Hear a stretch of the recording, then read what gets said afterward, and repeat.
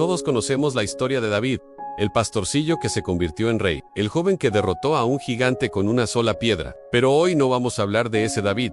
Hoy vamos a adentrarnos en la mente y el corazón del hombre detrás de la corona, del guerrero que también fue poeta, del rey que también fue fugitivo. Imaginen por un momento que no estamos en el siglo XXI. Imaginen la tierra árida de Judea, el sol implacable, el olor a polvo y ovejas, y en medio de ese paisaje, un joven, David, no tiene más que su cayado, su honda y una lira. Mientras otros jóvenes de su edad sueñan con heredar tierras o aprender un oficio, David pasa sus días y noches bajo las estrellas. Y es ahí, en esa soledad profunda, donde empieza a forjarse su verdadero carácter. No eran solo las ovejas lo que David pastoreaba, eran sus propios pensamientos, sus miedos, sus anhelos. En el silencio del desierto aprendió a escuchar una voz que no era la suya. Aprendió a ver la majestuosidad en un amanecer y la fragilidad en una flor del campo. Esos momentos de introspección, de conexión con algo más grande que él, se convirtieron en canciones, en poemas que hoy conocemos como los Salmos. Cuando el profeta Samuel llega a su casa para ungir al futuro rey de Israel, nadie piensa en David. Él no está ahí, está en el campo, haciendo lo que siempre hace. Es el olvidado, el menor, pero es precisamente esa condición de estar al margen lo que le dio una perspectiva única. No estaba contaminado por las intrigas políticas de la corte, ni por la arrogancia del poder. Era puro, un lienzo en blanco. Y en ese lienzo, Dios pintaría la historia de una nación. El enfrentamiento con Goliat no fue solo un acto de valentía física. Fue la primera manifestación pública de una fe forjada en la soledad. Mientras todo un ejército temblaba, David vio más allá del gigante. Vio una oportunidad para demostrar que la fe no se mide en estatura ni en fuerza, sino en convicción. Su confianza no estaba en la piedra, sino en el poder invisible que guiaba su mano. Why al-Khair Goliat? No solo cayó un guerrero filisteo, cayó también la idea de que los problemas son más grandes que nuestra capacidad para enfrentarlos. Pero la victoria trae consigo un nuevo enemigo, uno mucho más peligroso que Goliat. La envidia del rey Saúl. De repente, el héroe nacional se convierte en un fugitivo. David tiene que huir, esconderse en cuevas, vivir como un paria. Imaginen la confusión, la injusticia, pasar de ser aclamado por multitudes a ser cazado como un animal. Y es aquí donde vemos al David más humano, el que siente miedo, el que se desespera, el que cuestiona por qué le pasa todo esto. ¿No era él el elegido?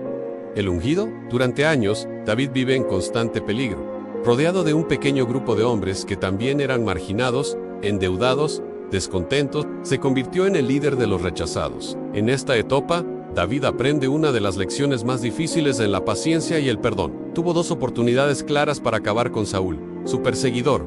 Sus hombres le decían: es tu momento, Dios lo ha entregado en tus manos. Pero David se negó, cortó un trozo del manto del rey, pero su conciencia no lo dejó en paz. Entendió que su camino al trono no podía estar manchado con la sangre del ungido de Dios, aunque éste fuera su enemigo. Respetó el proceso, la promesa, y esperó el tiempo de Dios, no el suyo. Esta experiencia como fugitivo lo transformó. No solo aprendió estrategia militar y a liderar hombres en condiciones extremas, aprendió sobre la lealtad, la traición y sobre todo, sobre la misericordia. Forjó lazos inquebrantables, como su amistad con Jonatán el hijo de Saúl, una de las amistades más puras y leales de toda la historia. Una amistad que trascendía la política, la rivalidad y el poder. Finalmente, tras la muerte de Saúl, David es proclamado rey, pero no es el mismo joven que salió del campo. Ahora es un hombre probado por el fuego, un líder que conoce el sufrimiento de su pueblo porque él mismo lo ha vivido, un rey que sabe lo que es tener hambre, tener miedo y sentirse abandonado. Esta empatía se convirtió en el pilar de su reinado. Unificó las tribus de Israel, conquistó Jerusalén y la convirtió en la capital, no solo política, sino espiritual. Trajo el arca de la alianza, el símbolo máximo de la presencia de Dios, a la ciudad, y aquí vemos otra faceta de David que rompe todos los protocolos. Mientras el arca entra en Jerusalén, el rey, el poderoso guerrero, se quita sus vestiduras reales, se viste con un simple efod de lino y danza con todas sus fuerzas como uno más del pueblo, celebrando con una alegría desbordante y sin vergüenza. Su propia esposa, Mical, hija de Saúl, lo desprecia por ello. Qué glorioso se ha mostrado hoy el rey de Israel, descubriéndose como un cualquiera. Pero a David no le importa. Su respuesta es clave para entenderlo. Fue delante de Dios, quien me eligió en lugar de a tu padre, y aún me haré más vil que esto. Para David, su relación con Dios estaba por encima de su imagen como rey, por encima de la opinión de los demás. Era una relación personal, íntima, apasionada, por supuesto, La historia de David no es un cuento de hadas, es la historia de un hombre real, con profundas contradicciones. El mismo hombre que mostró una fe inquebrantable y una misericordia extraordinaria, también cometió errores terribles. Su pecado con Betsabé y el asesinato de su esposo Urías es una mancha oscura en su biografía. Es la prueba de que incluso los más grandes pueden caer, y caer muy bajo. Pero lo que define a David no es solo su caída, sino cómo se levantó. Cuando el profeta Natán lo confronta, David no busca excusas. No usa su poder para silenciarlo, se quiebra. Reconoce su pecado con una humildad abrumadora. ¿He pecado contra el Señor? Es todo lo que dice, y de ese corazón roto nace uno de los salmos más profundos.